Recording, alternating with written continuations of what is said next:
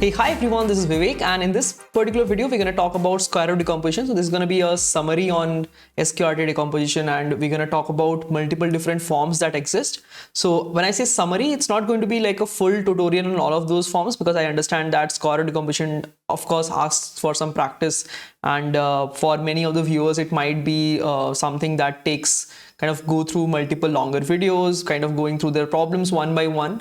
And that's why what I will go ahead and explain in this particular video is the main ideas that exist in the different forms, right? So that you can understand and appreciate the different kind of problems that it can solve. And then I will list down every resource that you will need, including videos from other YouTube channels, let's suppose questions for every different form, so that you can practice them after this particular video and get a very, very good stronghold on Sqrt decomposition. In fact, Sqrt decomposition, I think, is one of my personal favorite, even more than segmentary and all, because Sqrt decomposition can solve a lot of different problems in a very, very simple way, right? So let's get started. So in Sqrt decomposition, we will start with the first form, which is going to be around blocks on array, right? So this is a very, very standard pattern. Like I think anybody who starts with Sqrt decomposition learns this pattern that, hey, you are given an array and you have to do a bunch of like range queries and stuff. So whatever, like I think segmentary is really good at doing similar kind of stuff, but with Sqrt decomposition. So what we do in such cases is like given an array, let's suppose you want to find for a range, what's the sum, what's the max, and things like this, right? So what you try to do is you divide the array into smaller chunks. Like you divide it into 4 parts over here, and what we do is we kind of keep the numbers, like the same numbers in this 3 part over here, the next 3 part in over here. You have the size of the arrays 1 2 3 4 5 6 7 8 9 10 11. We take square root of 3, square root of 11, which is around 3. The floor of that is 3, so we'll make the chunk sizes as 3, and the last one can be not a full block. That's perfectly fine, full block size. Now, once you have this, you have to make sure that now, once you build these smaller things, you can actually put in more information with these blocks also. So what we try to do is we try to keep some aggregates over here. We try to keep something like, hey, what's the max in this blocks? What's the max in this block, let's say, right? Or I would like to go with sum, maybe, right? Sum, because with max you'll have to update it properly, sum, right? So yeah, sum. Okay, and what we had is like simple range sum query. Like you are given bunch of ranges and you'll have to update the sum and you have to query the sum and things like that. So what happens is when you go for querying, maybe like your blocks looks like something like this. This is the range, let's suppose, in the original segment, right? So this is how it looks like. So maybe what you will go through is like go through this number 1 2, and then throughout this block you want to add the sum. So you have that aggregate available over here, so you will go through these parts, right? And then you will take up this one element. So this is how you can divide a very big segment into smaller chunks, as that each chunk is already available to you, right? So if I just simply take the sum, like over here you can at most takes order. I will say that let's suppose the block sizes for now is SQRT, right? I'm just going to take this small constant, which is generally going to be around root 10 only, or on most cases, but it depends upon the actual expression, and then you can try to evaluate it based on balancing different sides, right? So over here, let's suppose SQRT is going to be there because there are square root number of items. So at most on the edge cases, you will have to go through all the elements, right? Over here also the same. And over here, how many full chunks would be there? That can also be at most square root, because the total size was n, which is nothing but twice, like the square root of this. So how many chunks exist? There are nothing but square root chunks, with each having square root number of elements, right? So that the product of that is around n. That's how we try to evaluate it. And if you want to find out how many chunks will be encompassed, that will be around this. So on the worst case, you will have square root plus square root for the edge cases and the edge boundary blocks, and then number of square roots blocks. For them, you're just doing order 1 because you can just directly get the sum, right? Things like this. Even updates work the same way. Like you can keep update the elements over here and update their changes in the sum. And similarly, you can update this over here. For these, you don't want to update all the elements. Instead, maybe like maintain a lazy over here, that hey, these are lazied, and you want to push this down later on. You will maintain some sort of lazy in each block, right? And you will update the sum there and there. So sums are ready. Lazies you can push down when you want to maybe like do element level changes, right? So these kind of ideas exist on blocks on array.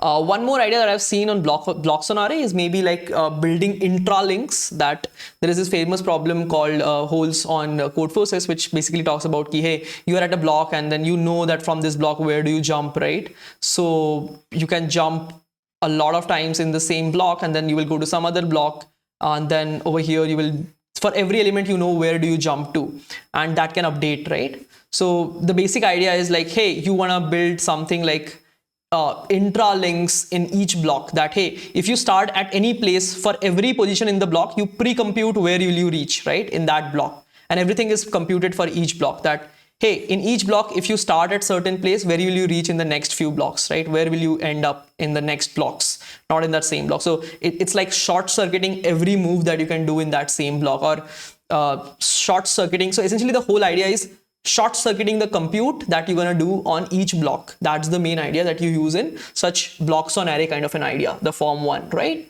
And most of these problems are like fairly like simple enough to be solved like with segment tree, unless there are some specific changes. Like this whole one is very good problem of square root, but most of them you would be able to solve with segment tree of this form, right? So that's why I think you don't see so many questions being solved with form 1 square root decomposition in general, because segment tree kind of overpowers, right? If you see, like, it's more like the logic of segment tree in each block, right? You have like, instead of having log in nested structure, you have like one level and then there are square root and blocks, things like that, right? So I also like to think about this in this way, that hey, you have single node, which is the aggregate of whole thing, and then you have like two level kind of a tree where you have, this is the aggregate level for square root n, and then you have square root elements in this. So this is how you picture, let's say, square root on blocks on array, and there are square root number of nodes over here, and there are all n nodes available over here, and every query can be decomposed into some parts over here, some blocks, and then some parts, right? So it's like an augmentation of segment trees to some degree. I mean, this is how you can correlate between them. But again, this is again independent problem, so I'll not kind of merge the two. Okay, let's move to the next thing, which is Moore's algorithm. Now, this is one of the very powerful tools for solving problems. This is not something that segment tree can do right off the park. I mean, it's not something that many other techniques can solve with. I mean, there are certain problems that you have to use Moore's. There is no other option available, right? And these are for query problems, of course. So basically what happens in Moore's basically is you have some really difficult computation that needs to be done, which can be done incrementally. There are certain criteria, but basically what you do is you have to find out the answer for certain ranges, this, right? Bunch of like segments available, right? Something like this. So what you try to do is you try to find out answers for ranges by breaking down the starting point into blocks. So basically what we do is we find out, hey, this starting point and this starting point kind of like starts over here and kind of starts over here, right? This starting point kind of starts over here. This starting point kind of starts over here. And there might be some more, like there might be someone over here, right? Like something starts over here, right? So what we try to do in Moore's algorithm is compute for all the ones that start over here, okay? Start over here. And compute all of them first, then compute all of them, then compute all of these which start over here, all the intervals that start over here, and all the intervals that start over here. That's the main idea of square root decomposition. And the way it works is very nice. Let me try to explain this. What we do is we maintain pointers that maintain certain data structure. So in Moore's algorithm, generally there is a data structure tied up with it. And then what you do is you maintain low and high, like between which you are like kind of maintaining the range, okay? Some moves low and moves high basically. And let's suppose you are over here, you start with this and you have calculated the range answer for this, right? Now, there might be a segment which goes like this. There might be a segment that goes like this. So what will you do is you will compute the answer for this. So all of these things start in the same block. So you will compute all of them together. And the way you will do it is you will only make this R pointer move only once. So for every block, for all the queries, this R pointer will move only forward. Number one, okay? Number two, whenever you have to kind of adjust this left part of the query, like every query is LR, right? So R is only moving forward and L will adjust based on the query, whichever comes after in the query that has later R, right? So first you will have L over here and R over here. So these things are maintained in the data structure somehow. And so you will have to insert numbers, insert, remove, and compute something, like compute whatever is asked in the problem. Some data structure you have to design that can do this. And then what you do is you basically move from this segment, you will try to transpose to this segment. So for that, what will we do is we will remove this and we will insert this, right? Then again, you need to transpose into this. So we will add this again, and you will add this, right? So this is how you are kind of converting one segment to the other segment. And this is how you do it. These insert, removes, computes is what you generally kind of support using some other data structure. It's an independent problem.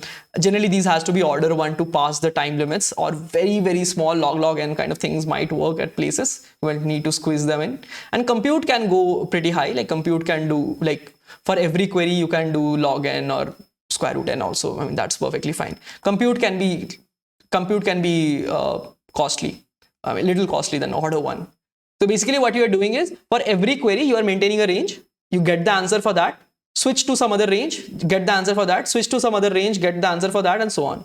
And the way this is optimal is because whenever you are doing for this block, the right is sweeping all the elements once. So that's O of n for the right pointer, O of n into every insert, O of insert and all.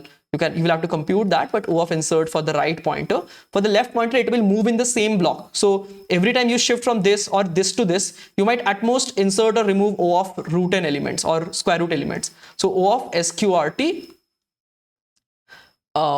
multiplied by O of remove or insert, they are like whichever is max. I'm gonna just keep it this way. And like this you are gonna do for O of Q number of queries. So Q into square root into remove. For every query, you might move in the same block. And for every block, you are moving only O of n. So for this, you will do it for every SQRT block once, all the queries of block once. So this is R movement, this is L movement. And you can see this is n root n, this is Q root n. So n plus Q root n kind of complexity comes up out of this, right? That left is moving in the same block, R is moving in the next thing. Then you will do it again for the next thing, next square root. So next block. So for next block, R is moving. For the next one, again, O of n movement for R. You will insert bunch of things. And whenever you do for the same block, for this block, it will be square root movement, right? And whatever the number of queries in each one of the blocks is, total will sum up to square root n. Q, total number of queries. So that's how you can kind of calculate, and it kind of comes to this.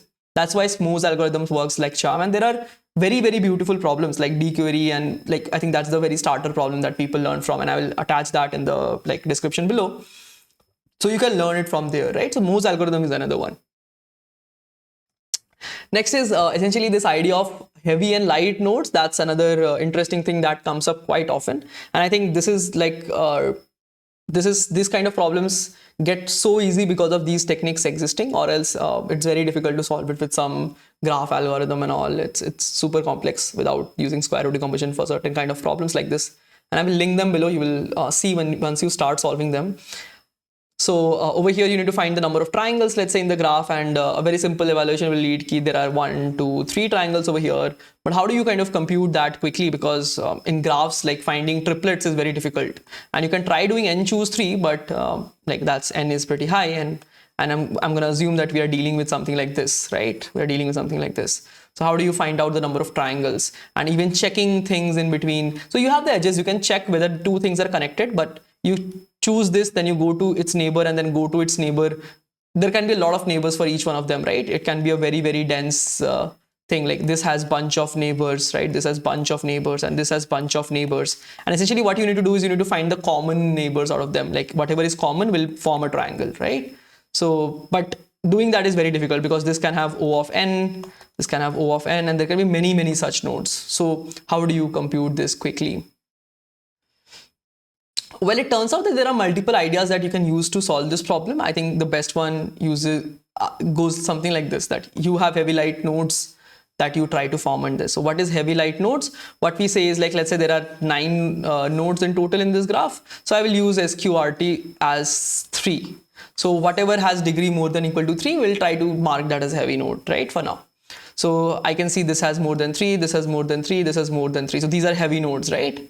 So what kind of triangles can be formed when you are forming a certain triangle, right? I'm going to add one more edge just to make it another type of thing. Like 4 things are there, 4 triangles are there, and you have now 12 edges. So what kind of triangles get formed over here? Now you can see either it's maybe heavy, heavy, heavy, or heavy, light, light, or heavy, heavy, light, or somewhere there might be a light, light, light also. Like there might be some extra component which will have light, light, light. So that's also possible. So what we are trying to mark is based on the number of degrees of every node, whether it's a heavy node or a light node is what we are trying to find out. Okay. So now over here, I'm going to like keep this particular node and we're going to mark the heavy nodes over here. So we can break down it into cases. I think this also has 3 degree now. But like let's say square root of comes out to 4. Let's suppose I'm just trying to explain the example with some certain subtleties. Like there can be cases like H, H, H, right? Heavy, heavy, light, light, light, heavy, light, light, light. These are the cases. So how many heavy nodes can there be in graph? In fact, if every node has like square root n degree, and we know that total degree is nothing but root e, sorry, 2e. So in total, like that's bounded, right? So if there are like every node is having certain degree and sum of node degrees of every node is 2e, then we cannot have like more than root n or 2 root n sort of thing per node, root n number of essentially heavy nodes in the graph. So you have root n heavy nodes. So how many heavies are there? O of root n nodes, right? And their degrees are O of n. How many light nodes are there? O of n. But their degrees are O of root n. That's why they are light, right? They can at most be root n. So that's the idea. Heavy nodes, the quantity is small, but every node has a lot of degrees. The light nodes have, there are a lot of light nodes, but every node has degrees small. So for heavy, heavy, heavy, what we try to do is we try to count simply by heavy choose 3. And then check whether the edge between them exists or not. I think that is pretty cheap given the edge list is already present to you. You can easily compute that and find out. So heavy choose 3 is something you can do because root n choose 3 is something like around O of n root n, right? So this is something that we can compute over here. Now for the heavy, heavy, light kind of a situation, like let's suppose this particular triangle, for the rest of them, actually we'll focus a little more on the edge instead of the nodes, right? So over here we chose like 3 out of the all heavy nodes. So that count of the heavy triangles. But for the other ones, what we'll do is we'll go through the edges, right? We'll go through edges. So let's suppose you choose an edge, right? So for an edge, if this is heavy and this is heavy, maybe we'll skip because that's not a very informative edge, because if that is part of some heavy, heavy, like heavy, heavy, heavy, then that would have been already been counted over here. And if it is some light over here, then we will count it in some other edge, like over here or over here, okay? So we'll try to count heavy, heavy, light kind of a setup. So we will go through every edge, right? So if it is not this kind of an edge over here, let's see what kind of edge we can find. So I'm going to remove the total degree kind of thing over here, and we'll try to see if we take an edge and let's suppose one of them is light and then one is heavy. Okay, we find at an edge and one of the endpoint is heavy, one is light. So what we'll do is we'll try to go through its neighbors of the light. Okay. And now what we want to find out is like how many of them are connected over here with this heavy, right? So this connection check we can do in O of 1 if you have the like edges hash map, right? But what we are interested in is this, for this light ones, which all things exist, like which all neighbors exist. So we can do certain amount of things, like we'll try to like maybe find out all the neighbors which are heavy, right? And just find out like for all the heavy neighbors for this light node, note that light node has only root n neighbors. So out of this root n, whichever are heavy, we'll just check if it connects to this X or not, right? Whatever this heavy node that was earlier fixed or not. So we can do that, and this will be light, heavy, heavy kind of thing, right? So every light, heavy, heavy is being counted at this edge and at this edge. So everything is getting counted twice. So those things will have to be adjusted while you solve.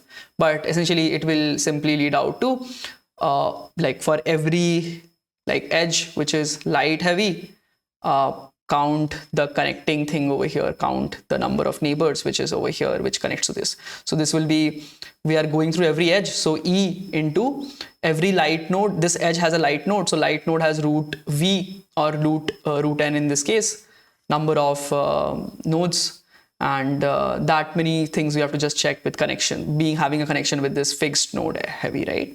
Now light, light, heavy, and everything will be counted twice, right? When you take this edge, this will be again counted. So just divide it by 2 properly, okay? Light, light, heavy, we will try to count it in the case of light, light, right? For this is very simple. These two cases can be kind of joined together as well.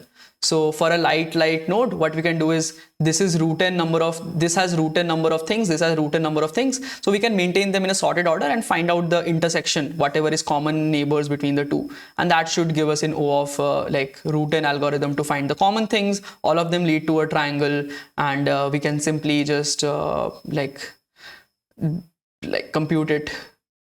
Just a sec, this would be for every edge, right? So E into root n again, and we can compute the triangle over here. Very similar logic can be used over here. Just make sure that for heavy ones you count it separately, for light ones you count it separately. Reason being because over here when you do light, light, heavy, this will be counted exactly once, but when you do light, light, light, it will be counted exactly thrice. So you can divide it by 3, whatever count you get over here, right? So this is how you can count the number of triangles in a graph very efficiently using square root decomposition. This is like one of the very, very standard problems that exist in square root decomposition. So it will actually give you a lot of exposure. If you try to code this up on your own, I will link the problem in the description below, right? And this is basically the idea. You'll have to jot things down more and then solve it, right? So how do we kind of go forward from over here? What are more forms then, right? So remember, some heavy nodes and light nodes, heavy things, right, which has more connections, are to be delayed and maybe handled separately, right? Okay, so now with that known, maybe what we'll try to do next is like we will try to see the form 4, which is nothing but square root on query buffer. So basically you maintain a buffer of queries and you try to do things in a delayed manner. So basically this is one of the like learning problems for this technique, Xenia entry. I think this is a very, very standard problem. And if you kind of go through all the problem statement, what it will tell is basically you are painting nodes, you are converting nodes from blue to red, okay? And you need to find at any point in time for a given query, you have to find from a given node, what is the closest red node, right? So basically there is a tree, things are turning on, like you're changing things, one of things here and there. And then at any point in time, you might get a query, find me the closest red node, right? So let's say this is the query sequence on this graph. So let's try to run this once very quickly. We have changed 2, so it will turn, let's suppose I'm going to use red, right? Return to red. From 8, the closest one is over here. So whatever this length is what you need to reply, right? And then turn 3. And then if you again ask 8, then the closest one is this one now, right? And then turn 5. Then the closest for 8 is this 5 now, right? And then you can turn 7 and find out for 7. So for 7, it's the same thing. So length, distance 0, right? And then you can query for 6. The closest one would be this one, right? So that's how you can do it. Like this is what is being asked actually. But the way to do this in general, like for this bigger sequences, would be to kind of do a square root buffer, right? What is this buffer what we're talking about? So what will we do is we will maintain certain amount of queries that are yet to be applied on the actual tree. So we'll maintain a separate buffer, okay? So what will this buffer do? This buffer is over here. This buffer is gonna maintain which all things has not been applied. So what we'll do is when the exclamation 2 comes, we don't actually change the tree, right? We put it over here that, hey, there is something which has turned. I have not yet put it in the tree, okay? Then question mark 8. So for question mark 8, you find it in the tree, right? In tree, we have a pre-processed data structure, which will tell us key for every node, what is the farthest red. Right now, nothing is there. But you check with whatever there is in buffer also, that there is a 2. So to find out the answer, you can do an LCA technique to find the distance. Those all things are pretty standard, I hope, at this point in time, because square root is much harder than what we are kind of getting in, like, than the LCA counterpart, right? So exclamation 2 you can check 8 with all the things in the buffer and on the tree. So nothing on the tree, on the buffer there is 1, so you check and get the distance, right? Then you put exclamation 3 on the thing, right? And you again do the same thing, like for 8, nothing on the tree, but you get these things from the buffer and check, hey, which are the closest ones. So 3 you find out is the closest, and then you can return the answer distance, right? And then let's suppose you put 5 over here, right? And again you do the same thing, you go through across everything. But then now you have, like, let's say the number of queries over here is, let's say, around 9, right? So square root would be, let's suppose, 3. So square root of 9 would be 3. So we keep the maximum buffer size of 3. Now when the next transformation happens, so this exclamation 7 happens, so it will overspill the buffer. So in that case, what we'll do is we will clear the buffer and mark them in the tree. So what we'll do is we'll take all of them and put it that, hey, this is red now, this is red now, this is red now, this is red now. And then from these reds, what you can do is you can do a multi-source BFS and find out, hey, this is at distance 1. This is at distance 1, this is at distance 1, and this is at distance 1. Rest everything is at distance 0. So you can pre-compute this after every buffer spill happens, and everything is pre-computed for the things that have already been added on the tree. And now let's suppose you again have a new buffer emptied up, and you can query the things coming forward, right? So now if you query 6, you know that for 6 it's already pre-computed that it's at a distance 1. Right? And now let's suppose something else comes in exclamation 6, right? So that means you put it over here, and then again if you do query 6, it will check in the tree first that, hey, pre-computed answer is 1, but if something new turns red, it can only decrease. So you check it with this value and say that, hey, it's much better, it's getting a 0 if you have a red at 6 only. So you will return 0. So you go through the buffer, all of them takes O of root n, there are root q number of elements in the buffer, right? So you go through all of them and check the LCA distances and stuff. You can get that in O of 1 if you use parse table and all. And you can find out in the tree you have pre-computed. So every root n times, every time the buffer spills, or root q times the buffer spills, and what you do is you do O of n process, that O of n times build the multi-source BFS, and that will give you the full answer for the tree. Right? So that's how you will need to go across doing this particular thing, right? So basically what we are doing is, there are queries to be applied on a data structure, but if you do it every time, you will have to do O of n computation, right? So what we do is we let the buffer fill till root q number of queries and process them directly by, like, doing brute force with the queries. But then when the buffer fills up, you make all of them together apply onto a data structure. Right? And then if that is faster, then you can actually use this technique to solve any particular problem, right? I think I'm going to link this monster problem in the description below, which is also another idea on this particular problem, and it uses SOSDP. I've already covered SOSDP on my channel. So if you see that particular video, I will link in the I button over here, and you will kind of get the power of this particular form, right? So this is how you kind of solve this particular problem. Okay, so that's the form 4. That's the wrap up of form 4, I think, square root buffer query. Form 5 is essentially like just an observation per se, that if sum of x elements is fixed, right, is sum of things n elements is x, then there are square root of x distinct values. So essentially, if there are n items and each of them weight ai, right, and this is there, and like summation of, they are all positive, of course, ai is greater than equal to 0, that's assumed. Lengths are always positive, or values are always positive. So let's say you have a knapsack of n items, and each item has no bound, they can go up to 10 to the power 5, but total sum is up to 10 to the power 5, right? That's weights of the items, let's suppose. So this directly kind of gives you that, hey, there would be at most root n or root 10 to the power 5 distinct ai values, right? And then you can process. So basically what will happen is it will convert into another instance of knapsack, okay, where there are like root around, let's suppose root 10 to the power 5, 300 items. There are 300 items, each having a particular ai weight and the ki, or the number of times that item is present, right? There are 300 such different items, 300 different ai values and ki values. This can actually be solved with dp. Like you have different times, how many times each element is present, and this using dp and some optimizations, but I don't want to get into that. I'll also link the video to maybe, so this was one of the problems I set very long time back, again in one of code nights on my college competitions. So I'll link to the video of this particular problem if you want to learn this technique. This is also very interesting. Okay, so this is what you can do over here for the knapsack part, and yeah, this would be a really beautiful problem to learn if you want to get into this. Okay, a very similar idea would be like on strings, that there are n patterns, each pattern length can be big, 10 to the power 5, let's suppose, but some of that is up to 10 to the power 5 as well. As soon as you see this, I think what you need to realize is there are only 300-ish different length.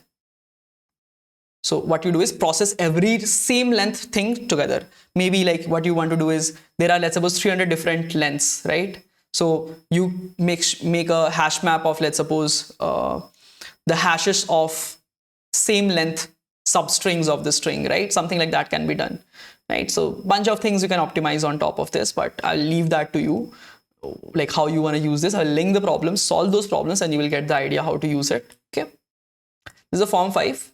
Form 6 again would be like pre-compute till square root, right? So basically there are a bunch of queries, and the array is not really modifying quite a lot. There can be some pre-computation done, but you cannot do it for everything. So for an example, there is an array A, and there are queries xi's and yi given to you, and what you need to find is, for a particular xi in the array, there is an xi position. You need to find, if you do jumps of yi, can you get something bigger than x, the element at xi, or not, something like this, right? And a very simple solution could be, hey, for the smaller jumps, like till, let's suppose, square root, pre-compute that, hey, for every index, what is the biggest one available after one jump? So you can from that find out whether there exists something bigger than the current a of xi. So for every jump length 1, you pre-compute an array that, hey, for this, what is it yes or no? Is it yes or no? Is it yes or no? Is it yes or no? You can, for length 2, you can do that, hey, is it yes or no, and so on. You can pre-compute till 300. So it will be, let's suppose the length was n, there is up till 300 you pre-compute, so 300 into root n, right? 300 into n.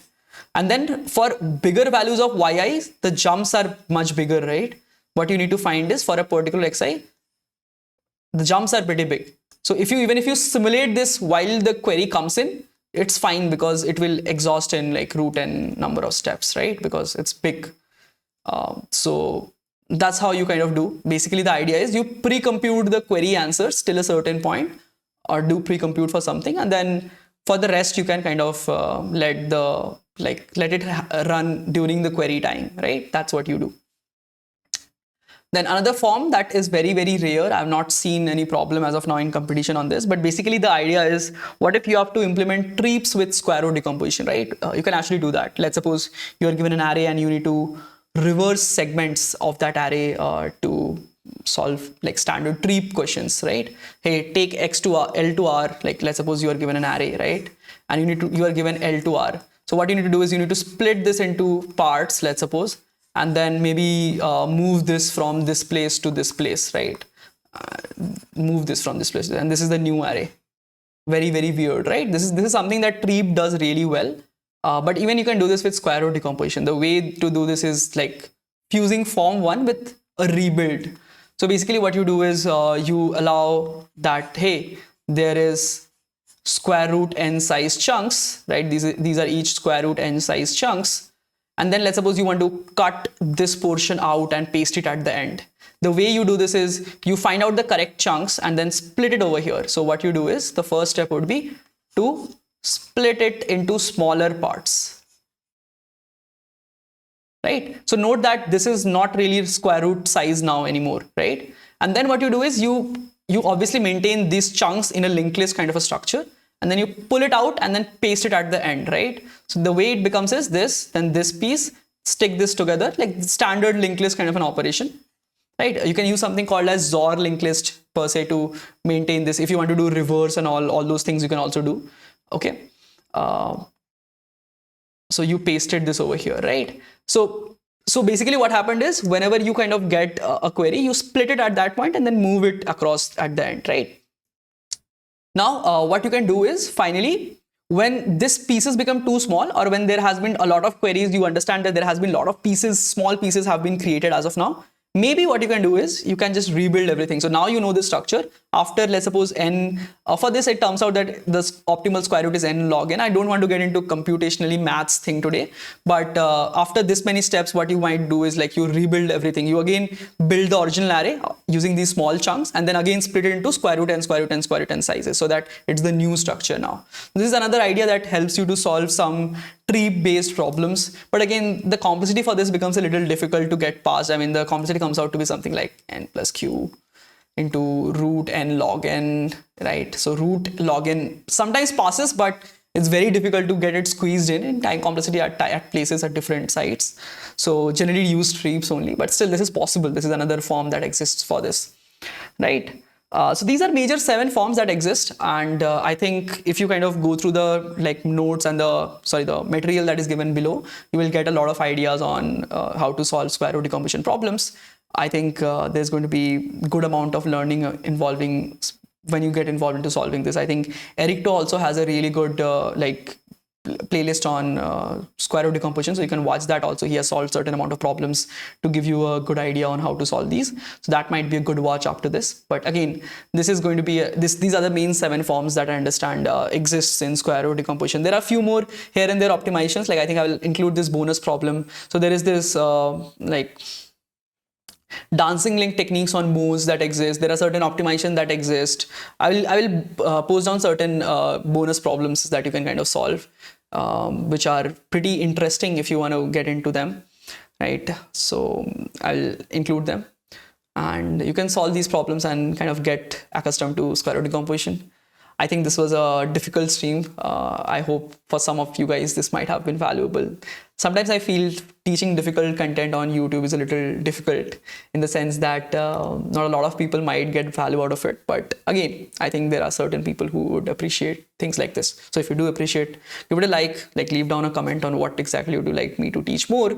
And we'll maybe, if you guys want, I will create some more summary videos like this, that hey, what all different forms, what all different types of problems exist in certain things, not in like going into depths of them, because understand that making recordings of these videos takes a lot of time, right? So like if you ask me to create full series and all, it might take so much time that we'll have 1 month of gap of no content, right?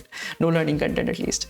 So that's again another problem. So we'll see into that. So that's all from my side for this particular video.